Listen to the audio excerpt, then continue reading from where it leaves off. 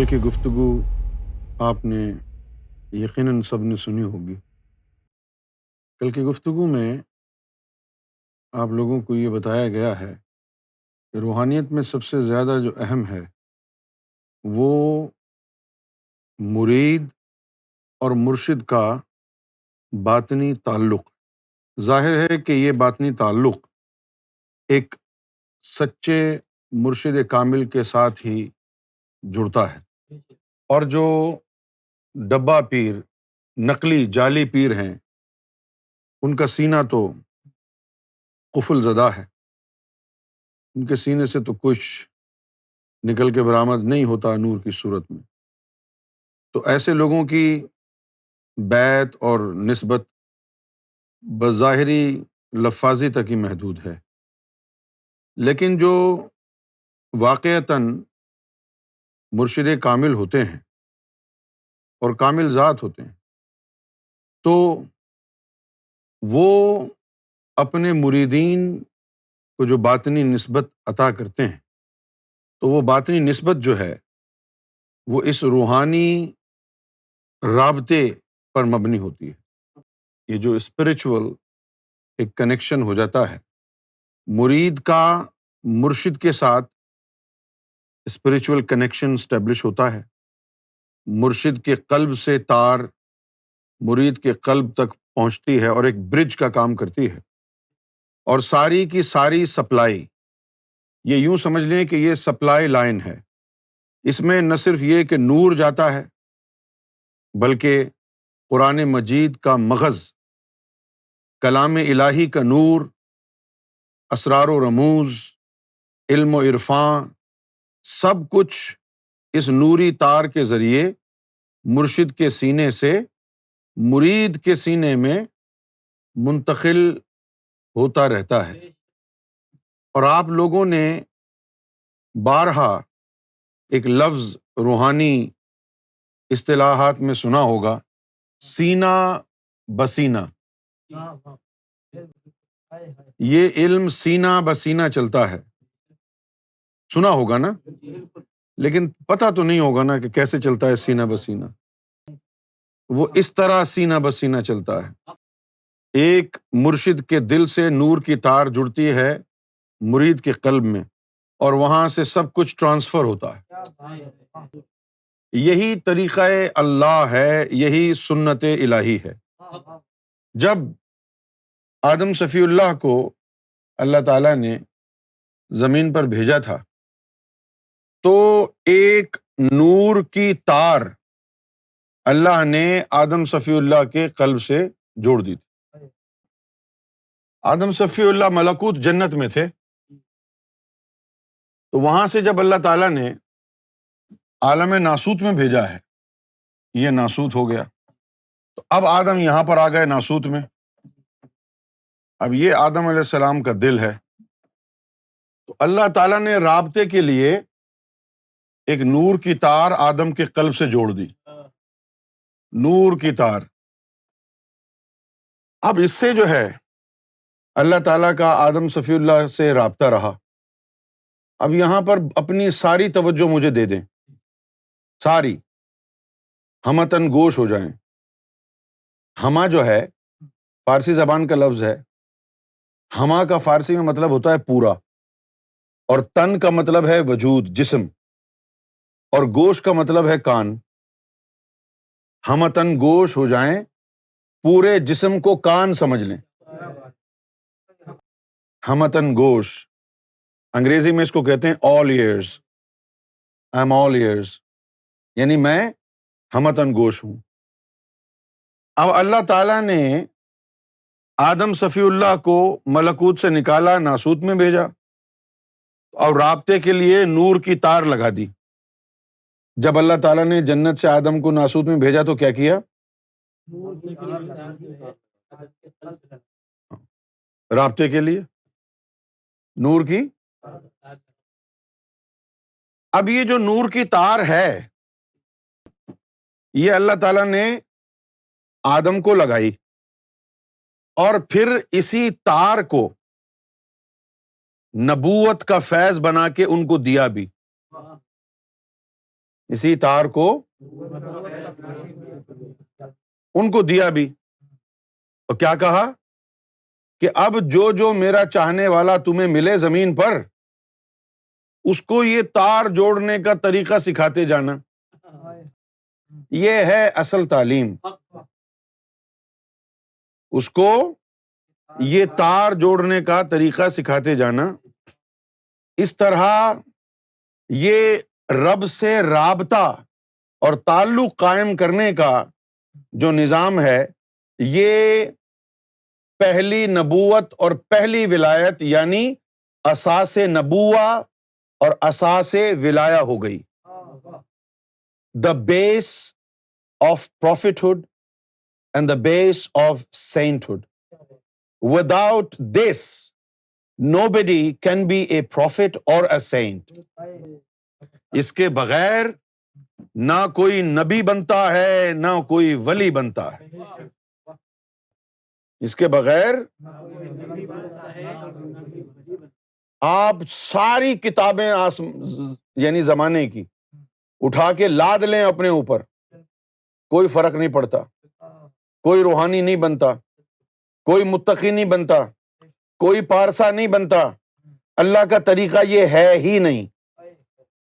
اللہ کا طریقہ یہ ہے ہی نہیں. اللہ کا طریقہ یہ ہے، بھئی تم کو اتنی دور بھیجا ہے تو کوئی رابطے کا ذریعہ تو ہونا چاہیے نا. ایسا کیسے ہو سکتا ہے کہ اللہ اپنی مخلوق کو زمین پہ بھیجے اور اس سے رابطے کے لیے کوئی آلہ تیار نہ کرے، کوئی سہولت ان کو رابطے کی نہ دے؟ یہ ممکن نہیں ہے. تو آدم صفی اللہ جو لائے تعلیم، وہ یہ تعلق جوڑنے والی تعلیم لے کے آئے. اس تعلیم کو کوئی بھی نبی آ کے کیسے جھٹلا سکتا ہے؟ اس تعلیم کے بغیر تو وہ نبی نہیں ہو سکتا. تو اس تعلیم کو کوئی بھی نبی، کوئی بھی مرسل جھٹلا کیسے سکتا ہے؟ اس تعلیم کے حصے ہوئے. اس تعلیم کا کچھ حصہ سکھ مذہب میں چلا گیا اور اس تعلیم کا کچھ حصہ سناتن دھرما میں چلا گیا. سناتن دھرما بھی اسی تعلیم کے ماننے والے ہیں، سکھ دھرم بھی اسی تعلیم کے ماننے والے ہیں. ایک اومکار کا مطلب ہے اللہ الصمد، قل هو اللہ احد. ایک اومکار کا مطلب کیا ہے؟ اللہ احد. اللہ، یہ ایک اومکار کا مطلب یہ ہے. ایک اومکار کا مطلب ہے اللہ احد، ایک اومکار، ست نام. ان کی تعلیم بھی یہی ہے. سکھ دھرم بھی توحید پرست ہے. سکھ دھرم، سکھزم از اے مونوتھیسٹ ریلیجن. مونوتھیسٹ ریلیجن، ایک خدا کے ماننے والے. آپ کو یہ بات سمجھ میں آ رہی ہے؟ اس کے بعد جب ابراہیم علیہ الصلوۃ والسلام آئے تو ان کو بھی آدم صفی اللہ کے دین پر عمل کرنا پڑا تاکہ یہ تار لگے، اس کے بعد جب موسیٰ علیہ السلام آئے تو ان کو بھی ان پر ایمان لانا پڑا. پھر عیسیٰ علیہ جتنے بھی انبیاء کرام آئے، یہ تار جو ہے یہ ضروری ہے. یہ بنیادی نبوت ہے. آدم کا دین ہر دین کا حصہ ہے، کیونکہ اس کے بغیر رب سے رابطہ ہی نہیں ہو سکتا. آدم کا دین ہر دین کا حصہ ہے، اس کے بغیر رب سے رابطہ ہی نہیں ہو سکتا. اچھا، اب یہ جو نور کی تار ہے، یہ تار اللہ تعالی خود جو لگاتا ہے، وہ نبیوں کو لگاتا ہے اور جو ولایت کے لیے کوالیفائی کر لیتے ہیں ان کو لگاتا ہے. اس تار کو قرآن مجید نے کہا ہے حبل اللہ.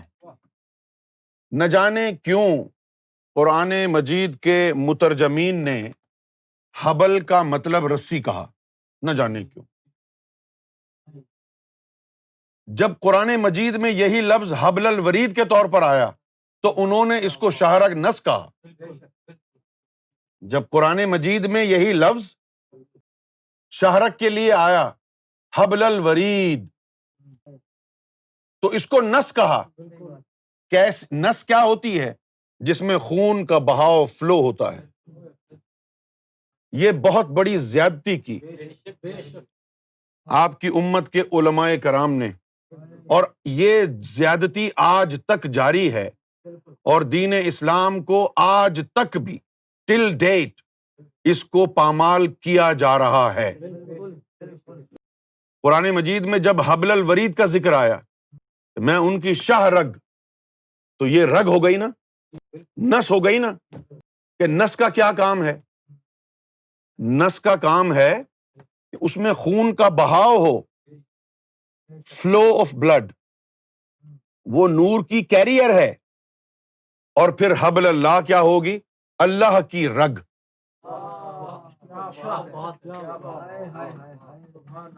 رسی نہیں ہے اس کا مطلب، جی اللہ کی رسی کو مضبوطی سے تھام لو، اور پھر کہا کہ یہ قرآن ہی اللہ کی رسی ہے، پکڑ لو۔ اگر قرآن اللہ کی رسی ہوتا تو 73 فرقے والے اسی قرآن کو پڑھنے کے باوجود شیعہ، سنی، وہابی، دیوبندی، بریلوی بنے ہوئے ہیں۔ کیوں فرقوں میں بٹ گئے تم؟ تو یہ اللہ کی رگ ہے جو اللہ کے وجود سے آ رہی ہے۔ جس طرح ماں کے پیٹ میں جب بچہ بنتا ہے تو وہ ایک کارڈ ہوتی ہے، اس کارڈ کے ذریعے بچے کے اندر ساری غذائیت، سب کچھ اس کے ذریعے پہنچتی رہتی ہے۔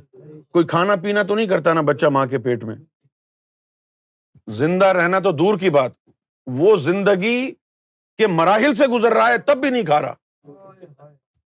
بھائی باہر نکلنے کے بعد تو صرف اس کو زندگی کو مینٹین کرنا ہے، ابھی تو وہ تخلیق حیات کے مراحل سے گزر رہا ہے۔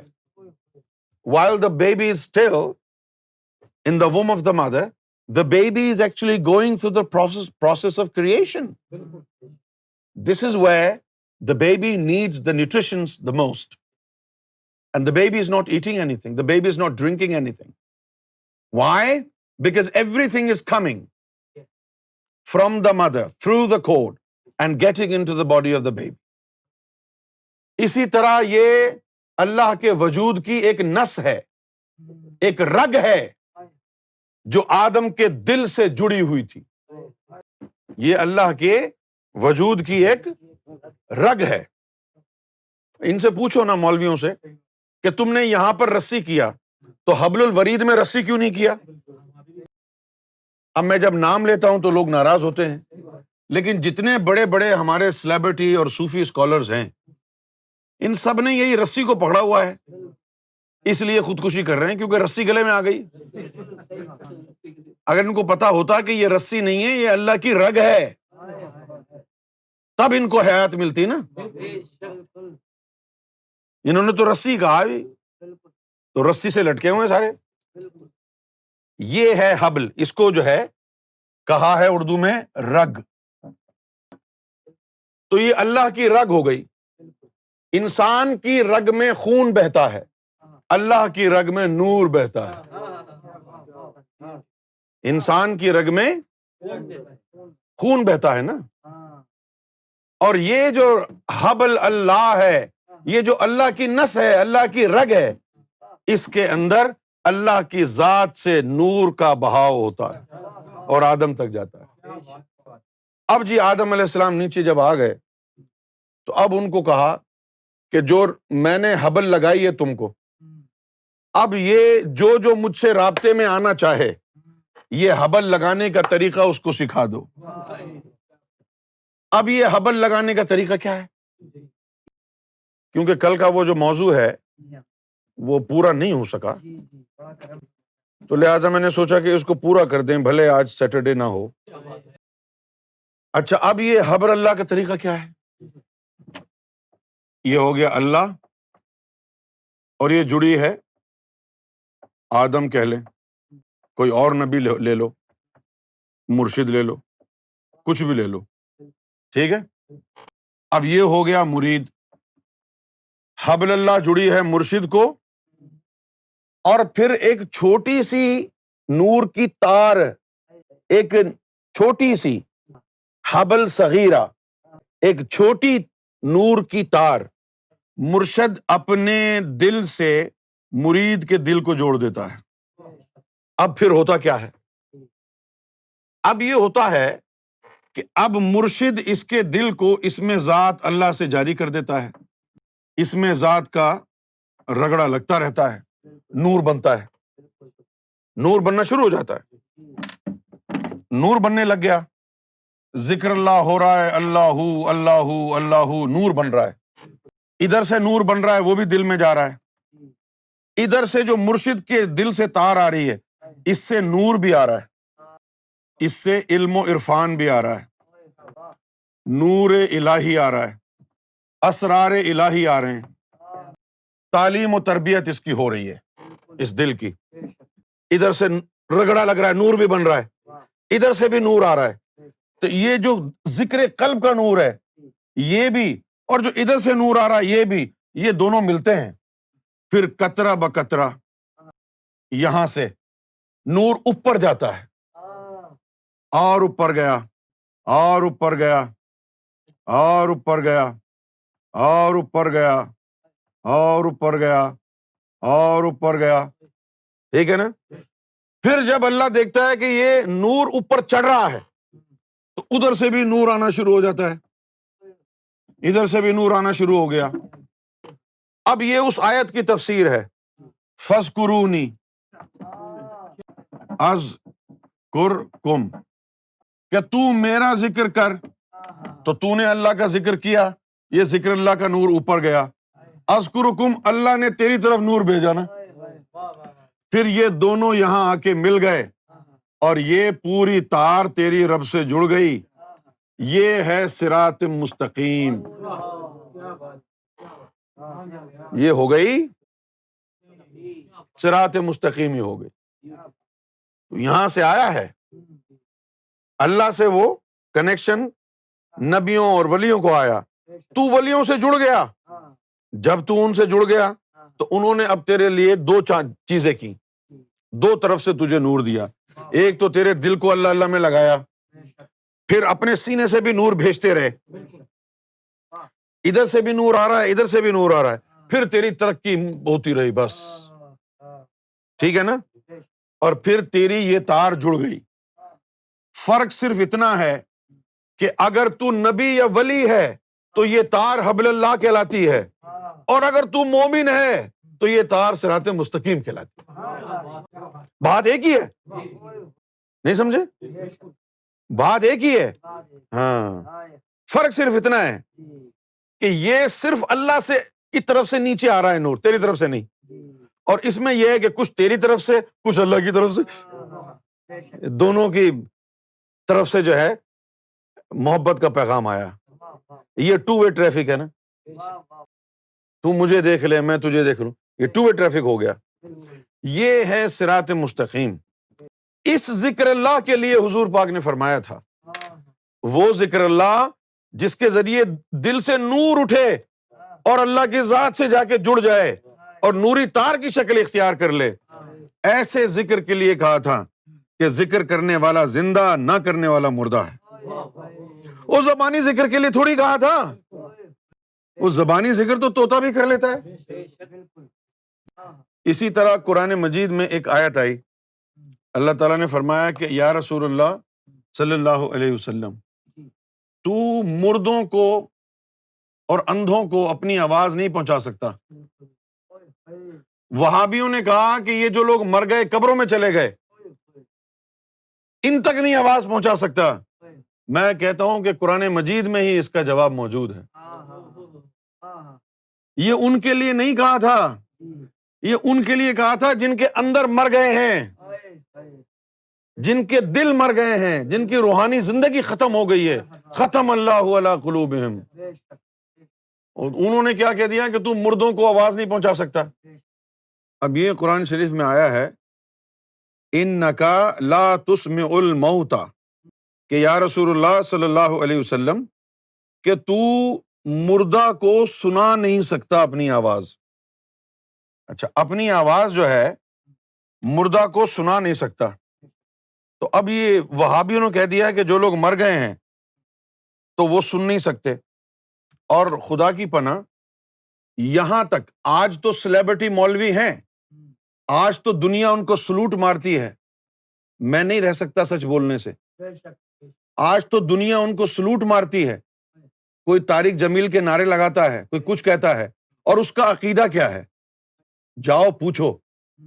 اس کا عقیدہ یہ ہے کہ محمد رسول اللہ کا انتقال ہو گیا، اب جو تم صلاۃ و سلام پڑھ رہے ہو وہ نہیں سن سکتے۔ اور یہ عقیدہ کہاں سے بنایا؟ کہتے ہیں ہم تو صرف قرآن کی بات کر رہے ہیں۔ اچھا، قرآن کی بات جو تم کر رہے ہو تو تم نے قرآن کو صحیح سمجھ لیا ہے؟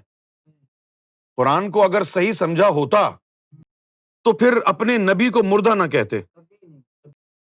علامہ اقبال نے حضور کی شان میں یہ کہا تھا کہ ہم تو جیتے ہیں زمانے میں تیرا نام رہے، کیسے ممکن ہے کہ ساقی نہ رہے جام رہے۔ اگر محمد کا دین زندہ ہے، اگر قرآن باقی ہے، فیض نبوت محمد رسول اللہ باقی ہے، تو محمد رسول اللہ کیسے مر سکتے ہیں؟ جو لوگ کہتے ہیں کہ حضور ختم ہو گئے، یہ وہ لوگ ہیں جن کا اپنا باطن ختم ہو گیا، جن کی روحیں مر گئیں، جن کا دل مر گیا، اندر سوائے ہڈیوں کے، بوسیدہ ہڈیوں کے کچھ نہیں بچا۔ یہ وہ مردہ دل لوگ ہیں۔ تو یہ بات ان لوگوں کے لیے کہی گئی کہ جن کا اندر مر چکا ہے۔ اچھا، اب آخری جملہ یہ دیکھیں، یہاں پہ لکھا ہے کہ اذا ولوا مدبرین۔ اب یہ ان لوگوں کے بارے میں ہے کہ جو لوگ پلٹ کر آئیں اور تیری مخالفت کریں۔ اب اگر یہ مردہ لوگوں کے بارے میں ہوتا تو یہ جملہ کہاں سے آتا کہ جو پلٹ کے آئیں تیری مخالفت میں؟ ہے نا ان کا دین تباہ۔ کیسے سلیبریٹی مولوی بنے ہوئے ہیں اور کیسے جو ہے نا بچھے جا رہے ہیں لوگ۔ ہمارے وہ لوگ بھی جو تصوف کے ماننے والے ہیں، کچھ اپنے آپ کو جو ہے جرنلسٹ کہتے ہیں، اور بات کرنے کی جو ہے نا ان کو تمیز نہیں ہے، بدبخت لوگوں کو۔ قرآن تو پڑھو۔ اگر یہ مردوں کے لیے ہے تو کیا مردے قبر سے اٹھ کے حضور کی مخالفت میں لوٹ کے آ رہے تھے کیا؟ مدبرین، خاص طور پر اذا ولوا مدبرین، کہ جب وہ لوٹ کے آئیں۔ اچھا بھائی، مردے سن نہیں سکتے، مردے دیکھ نہیں سکتے، لوٹ کے آ سکتے ہیں؟ مردے سن نہیں سکتے، دیکھ نہیں سکتے، لیکن لوٹ کے آ سکتے ہیں، یہ کون سی بات ہو گئی؟ یہ ان کے لیے کہا گیا ہے جن کے دل مردہ ہیں، جن کے دلوں پر اللہ تعالیٰ نے قفل لگا دیا ہے۔ یہ تعلیم ہے، فاذکرونی اذکرکم واشکروا لی ولا تکفرون۔ اس تعلیم کے ذریعے انسان اپنے دل کو منور کرتا ہے، اور پھر دل کے منور ہونے کے بعد اس تعلیم میں مرشد کی طرف سے جو نوری تار لگی ہوتی ہے وہ اس منور دل کو مزید طاقتور بناتی ہے، اور اس نوری تار کے ذریعے وہ دل سے نور اب اوپر جاتا ہے۔ اگر وہ نوری تار نہ ہو، صرف ذکر قلب ہو، تو کبھی بھی وہ نور اوپر آسمان کی طرف، رب کی طرف نہیں جا سکتا۔ ذکر قلب ذاکر قلبی بنائے گا تجھے، ولی تو نہیں بن سکتا۔ تعلق باللہ پیدا تیرا نہیں ہوگا۔ تعلق باللہ پیدا ان کا ہوا کہ جن کے پاس ذکر قلب بھی تھا، اور پھر اس نور کو اوپر چڑھانے کے لیے باطنی کرین بھی تھی۔ نور تو بن رہا ہے دل میں، تو اسے اوپر کون لے کے جائے گا؟ قرآن مجید میں ایک آیت ہے سورہ معارج۔ معارج کا مطلب ہی یہی ہے، معارج کا مطلب یہی ہے کہ کیسے بتدریج دل سے عرش تک انسان کے روحیں پہنچتی ہیں۔ معارج کا مطلب ہے چھوٹی چھوٹی سیڑھیاں۔ معارج چھوٹی چھوٹی سیڑھیاں جو اوپر جا رہی ہیں۔ یہ جو مرشد کے دل سے تار آ رہی ہے، یہ ہر عبادت سے افضل ہے۔ یہ ہر ذکر سے افضل ہے. یہ ذکر روح، ذکر قلب، ذکر انا سب سے افضل ہے. کیا یہ میں کہہ رہا ہوں؟ میں نے بھی یہی کہا ہے، لیکن مجھ سے پہلے داتا علی حجویری نے کہا تھا. داتا علی حجویری نے کہا تھا کہ اے خوش بخت، اگر تو مرشد کی بارگاہ میں بیٹھا ہے تو مرشد کی موجودگی میں ذکر کرنا حرام ہے. مرشد کی موجودگی میں ذکر کرنا کیوں حرام ہے؟ بھئی ہو سکتا ہے تیرے ذکر کی آواز سے مرشد جو کہ رب میں مستغرق رہتا ہے مخل ہو جائے. تیرے ذکر کی آواز سے مرشد جو دیدار رب میں مستغرق ہے اس سے جو ہے وہ ڈسٹرب ہو جائے، اور تجھے ذکر کرنے سے نہ جانے نور ملے یا نہ ملے. لیکن جو مرشد کی تو صحبت میں بیٹھا ہے تو اس کے اوپر تو اللہ کی تجلیات کا نزول ہے. تیری 1000 سال کی زندگی میں صبح شام کیا ہوا ذکر ایک تجلی کے برابر نور نہیں بنا سکتا. اس لیے یک زمانہ صحبت با اولیاء بہتر از 100 سال طاعت بے ریا. ایک لمحہ کسی ولی کی صحبت میں جو گزار لیا وہ 100 سال کی بے ریا عبادت سے افضل ہے، کیونکہ اس 100 سال کی بے ریا عبادت میں کوئی نظر رحمت تجھے میسر نہیں آئے گی، اور مرشد کی صحبت میں نہ جانے کتنی تجلیات تیرے اندر اور باہر کو منور اور روشن کر دیں. تو روحانیت میں سب سے زیادہ جو اہم شے ہے وہ یہ نوری نسبت ہے. ایک دفعہ وہابیوں نے کچھ کیسز وغیرہ مولویوں نے بنا دیے، تو ہمارے کوٹری میں آستانے پر پولیس نے جو ہے ریڈ کیا. پولیس نے ریڈ کیا تو جو ذاکرین وغیرہ تھے جن کا سرکار سے نوری رشتہ جڑا ہوا تھا ان کو تو کوئی ڈر اور خوف نہیں تھا، لیکن فیملی کے ایک ممبر تھے طارق چچا، ان کو اتنا ڈر لگا کہ وہ بھاگنے کے لیے دیوار سے کودے اور ٹانگ ٹوٹ گئی. تو سرکار کی بارگاہ میں جب عرض کیا گیا تو سرکار نے فرمایا کہ یہ خونی رشتے والے ہیں نا، اس لیے ان کے اوپر وہ اثر نہیں ہوا.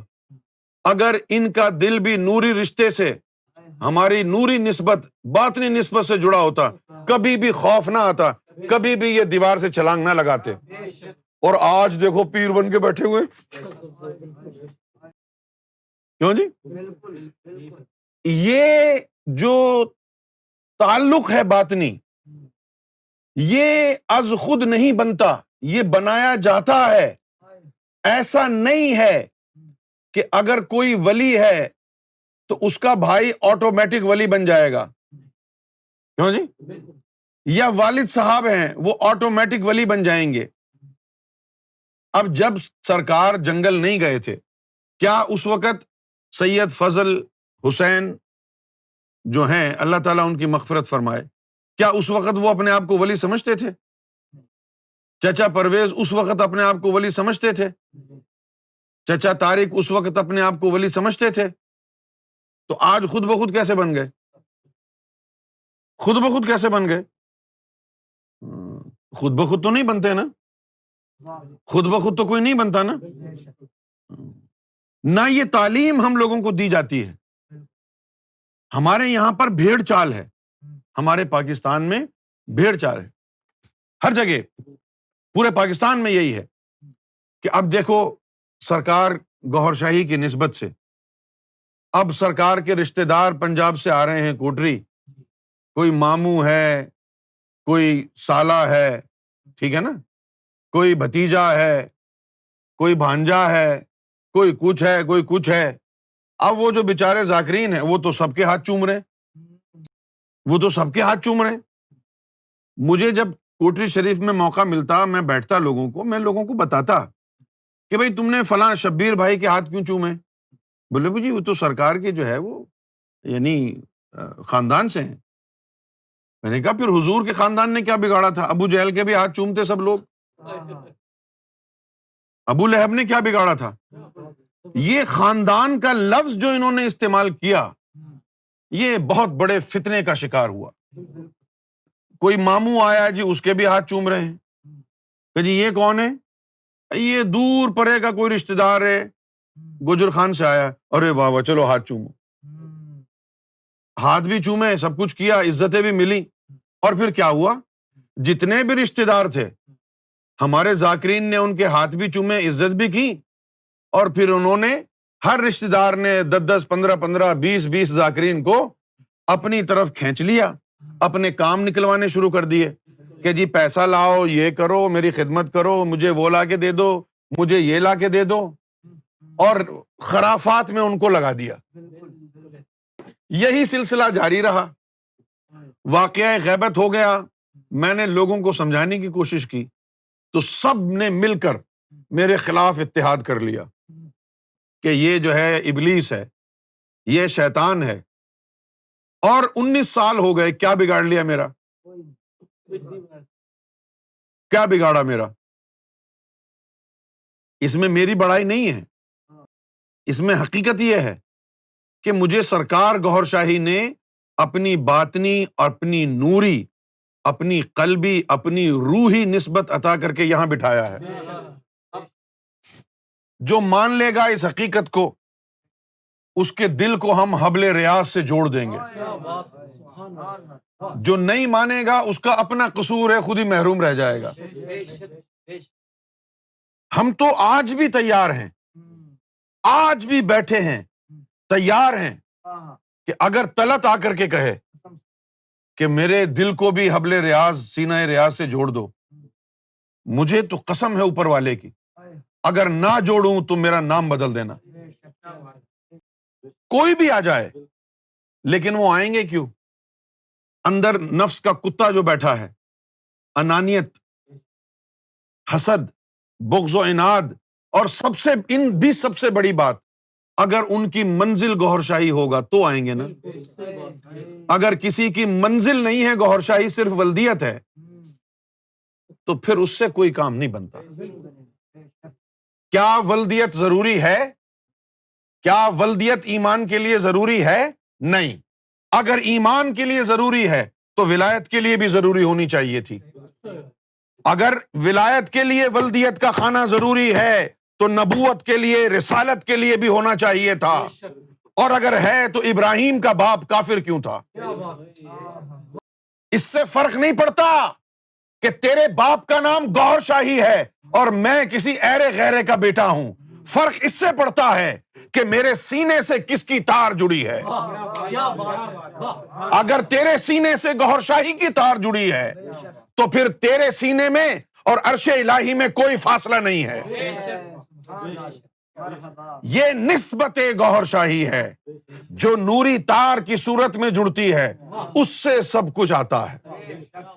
ولدیت کے خانے میں اگر لکھا ہو، محمد الرسول اللہ بھی لکھا ہو، تو کوئی فرق نہیں پڑتا۔ اور اگر دل کے خانے میں یہی نام لکھا ہو تو پھر تو اور خدا ایک ہی جگہ ہے۔ ولدیت کے خانے میں ہو تو کوئی فرق نہیں پڑتا، دل کے خانے میں ہو تو پھر یہی دل مسکن یار ہے۔ یہ تار چلوں سے، وظیفوں سے نہیں جڑتی، یہ تار نہیں، ان سے کہاں جڑتی ہے؟ یہ تو پہلے رگڑا لگایا جاتا ہے تاکہ تجھے آزمائے، ہاں، کہ یہ سچا ہے یا نہیں ہے۔ یہ جو 12 سال کا چلہ ہوتا ہے نا، اس 12 سال کے چلے میں پورے 12 سال صرف آزمائش ہی آزمائش ہے۔ کام تو 1 سیکنڈ میں ہو جاتا ہے آخر میں، ہاں جی، کام تو 1 سیکنڈ کا ہے۔ ان 12 سالوں سے وہ آزماتا ہے کہ یہ واقعی اس کے دل میں اس کی اہمیت کتنی ہے، کیا ساری چیزیں چھوڑ سکتا ہے اس کے لیے؟ پھر جب چھوڑ دیتا ہے تو وہ نواز دیتا ہے۔ اصل چیز یہ نور کی تار ہے۔ ظاہری عبادات لوگوں کو دکھانے کے لیے ہے تاکہ لوگوں کو پتہ چلے کہ یہ اچھا آدمی ہے، صحیح آدمی ہے۔ نہیں، آپ کے یہ رکوع سجود اللہ دیکھتا ہی نہیں ہے، یہ لوگوں کو دکھانے کے لیے ہے اگر میں نماز نہیں پڑھتا تو میں آپ کو کیسے کہہ سکتا ہوں کہ آپ بھی نماز پڑھیں؟ پھر مجھے بتانا پڑے گا جی میری تو نماز عرش الہی میں ہوتی ہے. اب لوگ کہتے ہیں ہم نے تو دیکھا تو سویا ہوا ہے، تیری نماز عرش الہی میں کیسے ہوتی ہے؟ اب وہ باتیں مشکوک ہیں نا. بڑے بڑے بزرگوں نے بھی کہا ہے کہ خاصاں دیگل اماں آگے نہیں مناسب کرنی، مٹی کھیر پکا کے محمد بخشا کتیاں آگے ترنی. اس لیے نبیوں کو بھی نمازیں پڑھنی پڑیں، ولیوں کو بھی نمازیں پڑھنی پڑیں، کیونکہ لوگ تو تیرے جسم کو دیکھیں گے نا، وہ کہیں گے جی خود تو آرام سے بیٹھے ہوئے ہم کو نماز میں لگا دیا. خود تو نماز میں بیٹھے ہوئے ہم کو آرام سے لگا دیا. ٹھیک ہے نا. اچھا پھر وہ جو تھے ماننے والے جنہوں نے پھر نبی کو دیکھا، جب ماننے والوں کے دلوں میں بھی ہلچل ہوئی، ان کا باطن بھی مقام محمود تک پہنچا، تو انہوں نے مرشد کو ادھر پہلے کھڑا پایا. تو پھر ان کو یہ گواہی ہو گئی کہ نہیں یہ نیچے تو سو رہے ہیں لیکن اوپر پہنچے ہوئے ہیں. پھر ان کے سامنے جو ہے نا انہوں نے یہ لاک ڈاؤن میں تھوڑی سی ریلیکسیشن کر دی. کیا اپنے ہی بیٹھے ہوئے تو چلو کیا ضرورت ہے ڈرامہ کرنے کی، سوتے رہو. نئے آ گئے تو کھڑے ہو گئے نماز میں. ان کے سامنے کیوں نہیں کیا کہ انہوں نے ان کو دکھا دیا نا ادھر کہ تو جدھر پہنچا ہے میں تو پہلے کھڑا ہوں امام بن کے وہاں پہ. تو ان کے لیے پھر تھوڑا تھوڑا جو ہے نا وہ بے پردہ ہو جاتا ہے، کیونکہ ان کو پتہ چل جاتا ہے نا. تو اصل جو چیز ہے نا جس کے ذریعے مرشد ماں اور باپ کی طرح تجھے پالتا ہے، پرورش کرتا ہے، وہ یہ نور کی تار ہے. مرشد کے سینے سے نکل کے وہ جنگلوں میں گئے، انہوں نے چلے مجاہدے کیے، پتے کھائے، بھوکے رہے، نہ جانے کیسی کیسی قربانیاں دیں، اپنی اولاد قربان کر دی. اس کے بعد نہ چندہ، نہ نذرانہ، نہ کوئی بیعت، نہ کوئی جان پہچان، نہ کوئی کمٹمنٹ، اور اتنا بڑا فیضان کرم عطا فرما رہے ہیں. اپنے سینے کا نور کھرچ کھرچ کے پورے انسانیت کے سینوں میں ڈال رہے ہیں. ہونا تو یہ چاہیے تھا کہ ان کے نام کے علاوہ کسی کے بھی نام کا ورد ہی نہ کیا جاتا. ہونا تو یہ چاہیے تھا، کیونکہ یہ جو نور کی تار یہاں سے آ رہی ہے، یہی نور کی تار تو ہے جو آپ کے سینے کو زرخیز بناتی ہے، سیراب کرتی ہے. اور یہ جو آپ کا ذکر قلب ہے نا، یہ تو ایسا ہے جیسے کوئی ہاتھ میں کشکول پکڑ کے مانگ رہا ہو بھیک سڑک پر. وہ اللہ کے رگڑے سے کتنا نور بنتا ہے. تم تو سارے دن جھوٹ بولتے ہو، عورتوں کو تاڑتے رہتے ہو، بے ایمانی کرتے ہو، فراڈ کرتے ہو، تو وہ ذکر قلب تمہارا چلتا رہے گا. اگر تمہارے ذکر قلب کے نور پر ہی تمہارے ایمان کی گاڑی چلے تو بمشکل 1.5 سیکنڈ 2 سیکنڈ چلے. یہ تو مرشد کامل کے نور کی تار ہے جو سینے سے لگی ہوئی ہے، جس کی وجہ سے فرق پڑتا ہی نہیں ہے. ہاں وہ بحر وحدت سے نور آ رہا ہے بس. ورنہ تمہارے ذکر فکر سے کہاں ہوگا. اس لیے یہ نور کی تار ضروری ہے، یہ نسبت مرشد ضروری ہے. آپ سب اپنے ایمان سے بتائیں، کیا یہ زیادتی نہیں ہے کہ ترجمہ کرنے والوں نے حبل الورید میں بھی حبل ہی آیا، وہاں اس کا مطلب لکھا کہ رگ، اور جب حبل اللہ آیا تو کہا اللہ کی رسی. یہ زیادتی نہیں ہے؟ اگر یہاں پر بھی رگ ہی لکھتے کہ اللہ کی رگ جڑی ہوئی ہے، اللہ کی رگ کو ڈھونڈو، تو اللہ کی رگ جب ڈھونڈو گے تو پھر وہ کسی جسم میں ملے گی نا، کیونکہ رگیں تو جسم سے جڑتی ہیں نا، رسی تو نہیں جڑتی نا. تو تم کو تو گمراہ کرنا تھا انہوں نے، اس لیے کہا کہ رسی ڈھونڈو کہیں لٹک رہی ہوگی. اگر یہ رگ کا ذکر کرتے پھر تم کسی جسم کے اندر حبل اللہ ڈھونڈتے، یا وہ جسم مولا علی کا ہو، یا وہ غوث اعظم کا جسم ڈھونڈتے، یا لال شہباز قلندر کا جسم ڈھونڈتے، یا پھر گوہر شاہی کوئی ڈھونڈ لیتے. اگر تم کو پتا ہوتا کہ یہ رگ ہے تو رگ تو جسم میں ہوتی ہے نا، جسم میں ہوتی ہے. تو انہوں نے کہا نہیں اس کو رسی کر دو، اور وہ رسی جو ہے اتنا مشہور ہوئی ان کے سب کے گلے کا پھندا بن گئی. اب گلے کا پھندا ہی بنی نا. تو امتی نہیں رہا, تو وہابی ہو گیا, تو سلفی ہو گیا, اہل حدیث ہو گیا, تو سنی ہو گیا, تو بریلوی ہو گیا, تو شیعہ ہو گیا. ہم کہتے ہیں کہ یہ سارے فرقے غلط ہیں, نہ سنی صحیح, نہ بریلوی صحیح, نہ شیعہ صحیح, نہ وہابی صحیح. تو صحیح کون ہے؟ جہاں سے یہ نکلے ہیں, یہ نکلے کدھر سے ہیں؟ یہ امت سے نکلے ہیں. طارق جمیل صاحب نے کچھ دن پہلے کہا کہ سارے کے سارے انبیاء یوم محشر میں وہ کھڑا ہو کے, اس نے دو زانوں پر کھڑا ہو کر کے یوں کہا, نفسی نفسی نفسی, اے اللہ مجھے معاف کر دے, اے اللہ مجھے معاف کر دے. امت کی کوئی پرواہ نہیں ہوگی ان کو اپنی بخشش کی پڑی ہوگی. اور تم لوگ طارق جمیل کی باتوں کو سن کے جو ہے اشش کر اٹھتے ہو. کیا تم نے دین کو چھوڑ دیا ہے؟ دین کیا کہتا ہے ہم کو؟ کہ انبیاء امتیوں کی بخشش کرائیں گے. اگر یوم محشر میں نبی کو اپنی بخشش کی پڑی ہوگی, آپ کا ذکر ہی نہیں کرے گا امت کا, تو پھر تو ہم کو امتی ہونا بیکار ہے ہمارا. اگر انبیاء اکرام کا بھی برا حال ہوگا یوم محشر میں, تو پھر عام آدمی کی تو پھر یعنی بات ہی نہ کرو. دوسری بات یہ کہ کیا یہ دین کی خلاف بات نہیں ہے کہ ایک نبی یوم محشر میں کھڑا ہو کے اللہ سے اپنے گناہوں کی بخشش مانگ رہا ہے, اور ہمارا عقیدہ اور ایمان یہ ہے کہ نبی معصوم ہوتا ہے, گناہ ہوتا ہی نہیں ہے اس سے, تو بخشش کس بات کی مانگے گا نبی؟ لیکن آج کل بھیڑ چال ہے. ہاں جی, طارق جمیل طارق جمیل طارق جمیل, کیا بات ہے کیا بات ہے. یہ جو بھی باتیں وہ کر رہا ہے تمہارے سامنے, یہ سب دین کے خلاف ہے, یہ سب قرآن کے خلاف ہے, سب کچھ. اگر نبی بھی اپنی زندگی اپنے گناہوں کی پرواہ کرے گا یوم محشر میں, تو ہمارا تو تصور دینی تباہ ہو گیا, کیونکہ ہم کو تو بتایا گیا ہے کہ نبی معصوم ہوتا ہے, اس کے گناہ ہی نہیں ہوتے ہیں. اب جب نبی کے گناہ نہیں ہوتے ہیں تو یوم محشر میں وہ اپنی امت کو چھوڑ کے اپنی بخشش اپنے گناہوں کو بخشوانے کے لیے رو رہا ہوگا, یہ ہم کیسے مان لیں؟ اور پھر ایک حدیث شریف میں آیا کہ یوم محشر میں قیامت کے دن امتوں کی پہچان نور سے ہوگی. جن کے دل یا رحمانوں سے چمک رہے وہ خود بخود پہچانے جائیں گے کہ یہ موسیٰ علیہ السلام کی امت ہے, جانے دو. یا قدوسوں سے چمک رہے, عیسیٰ علیہ السلام کی جانے دو. اور جو اللہ سے چمک رہے ہوں گے, یہ حضور پاک کی امت ہے. اب جب امتیوں کے دلوں میں جو اسم کا نور ہوگا, اس کی وجہ سے وہ پہچانے جائیں گے, کوئی حساب کتاب نہیں ہوگا, تو ان کے جو نبی ہوں گے وہ بخشش کے لیے رو رہے ہوں گے. کوئی سمجھ میں آتی ہے بات آپ کو؟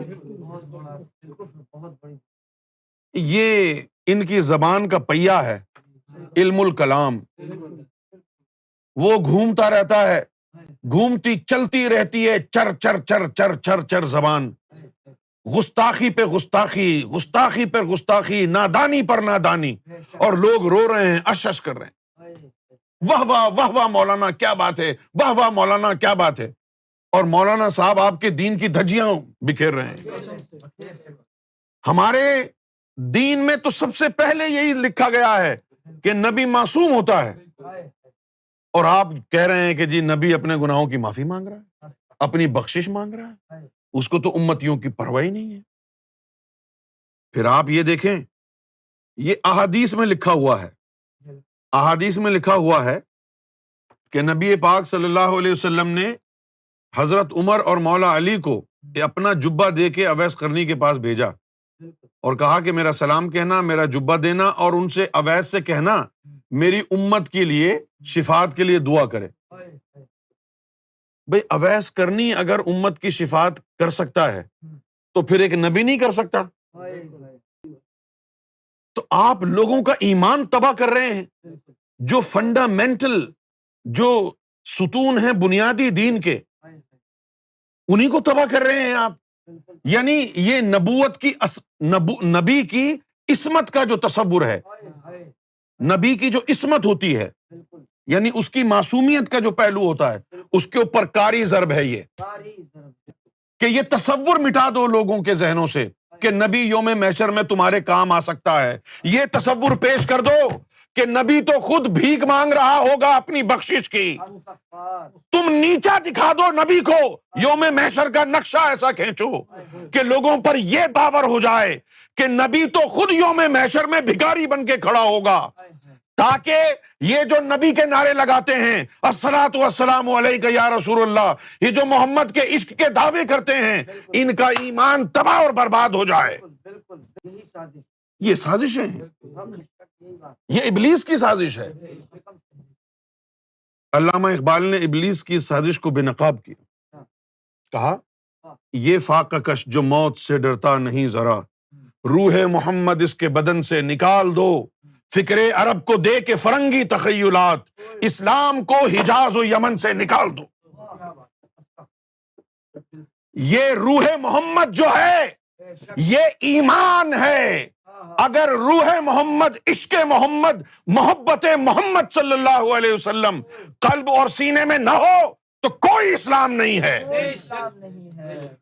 محمد کی محبت دین حق کی شرط اول ہے، اسی میں ہو اگر خامی تو سب کچھ نامکمل ہے، حضور کی محبت کے بغیر کچھ نہیں ہے۔